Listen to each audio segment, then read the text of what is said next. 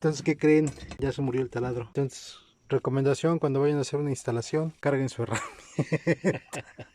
Lo cargué, pero ya sus Sí. bastantitas. Entonces, pues ya nos quedamos aquí a la mitad.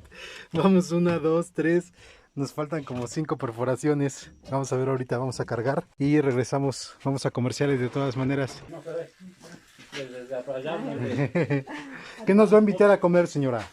Pues, pozole. Un pocelito. Pozole. Ya empezó a llover. Yo realmente disfruto mucho estar en un lugar como este, haciendo las instalaciones de energía solar.